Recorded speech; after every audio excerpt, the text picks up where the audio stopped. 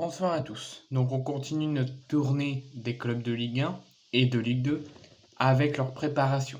On a fait le point sur la préparation de Lens, sur la préparation de Clermont et de Troyes et de Brest et de Guingamp. Maintenant, on a fait aussi le point sur la préparation de Lyon. On a fait le point sur leur match. Maintenant, on va faire encore deux préparations. Là, pour l'instant, on va faire deux analyses de deux clubs de Ligue 1 qui ont joué aujourd'hui leur match amical. Le Stade Rennais qui a affronté West Ham et Lorient, l'autre club breton, qui a affronté Le Havre. Donc on va parler des deux matchs amicaux et des deux préparations de deux clubs bretons qui jouaient aujourd'hui. On va d'abord parler de la surprise du FC Lorient qui affrontait à Dinan-sous-Bois Le Havre, qui fait une préparation plutôt pas mal, plutôt bonne à 15 jours de leur première journée en tant que promu dans l'élite. Hormis la défaite contre le PSG 2-0, Le Havre est plutôt une bonne préparation. Et moi, je les voyais favoris face à Lorient. Et au final, ça n'a pas été le cas. C'est pour ça que je vous dis c'est une surprise. Le Havre, on va parler du match, après on va parler de la préparation actuelle de Le Havre. Le Havre s'est incliné 2-0 face à Lorient. Le coup d'envoi de la rencontre était prévu pour 17h, a été retardé à 17h30 en raison de bouchons avec le quart de Le Havre, donc à Dinan. Donc le match a commencé à 17h30. Lorient et Havre ont eu du mal à rentrer dès ce début de match. Est-ce qu'on peut prendre en conséquence le fait qu'ils étaient prêts pour 17h, ils ont dû encore attendre une bonne demi-heure, que ça du coup ils ont eu du mal à démarrer leur match? On ne sait pas. Mais en tout cas, les deux équipes ont eu vraiment du mal à démarrer ce match. Les joueurs de Régis Lebris ont malgré tout lancé la rencontre avec quelques mouvements offensifs qui se sont illustrés, ça a été très intéressant durant la première demi-heure. Ayant globalement la possession, les Lorientais, où Le Havre ne l'a pas du coup, et est en très grande difficulté parce qu'ils concèdent énormément d'occasions franches lorientaises et eux, ils en ont très peu, voire pas du tout. Donc les deux équipes, je vais y arriver, sont entrées dos à dos à la pause. À la pause, 0-0 entre Lorient et Le Havre, avec des Havrais qui tentent, mais qui sont méconnaissables face à des Lorientais en fusion.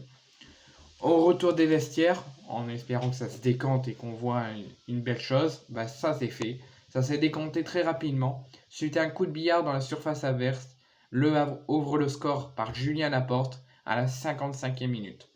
Les Lorientais sont très solides après ce but défensivement, où les Bretons n'ont pas cédé la moindre occasion, malgré la légère réaction havraise qui a parachevé le succès en toute fin de rencontre grâce à Ibrahima Konaté sur l'occasion lorientaise.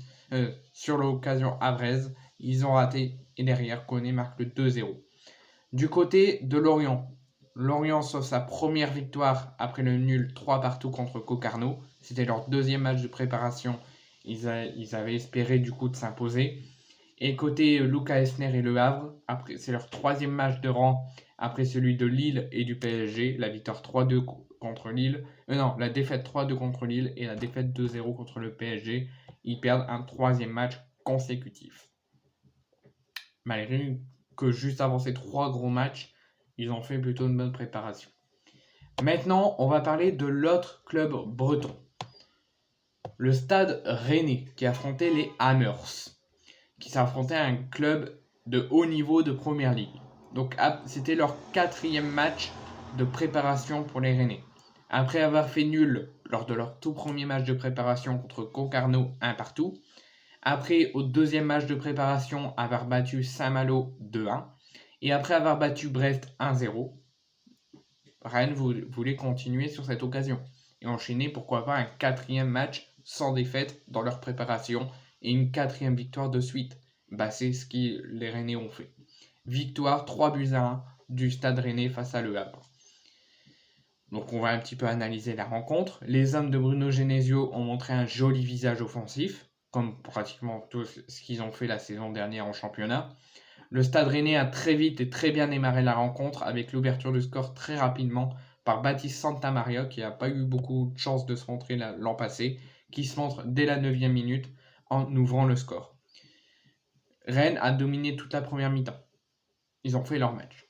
Donc ils mènent logiquement et en dominant 1-0 face à West Ham. Malgré retour des vestiaires, Bruno Genesio ne fait pas de changement, donc le match continue, les occasions fusent jusqu'à l'heure de jeu où Bruno Genesio change toute son équipe, fait 8 changements et 6 minutes après précisément, les Londoniens égalisent par Thomas Souček à la 66e minute.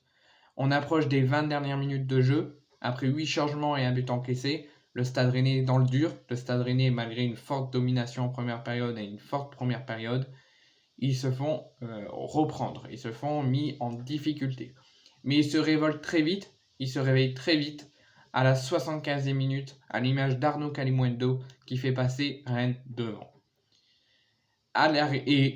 Donc Rennes reprend son avantage, reprend sa domination jusqu'à la 88e minute où il crucifie West Ham avec le 3-1 à 2 minutes à peine de la fin du match avec le but d'Ogbonna, un jeune du centre de formation qui offre un succès très intéressant pour le Stade Rennais à 15 jours de la reprise face à une équipe qui vient de remporter l'Europa Conference League. Prochain match pour Rennes, toujours face à une grosse écurie de la Première Ligue, Nottingham Forest, le 2 août prochain, où ils devront bien finaliser leur préparation qui est excellente.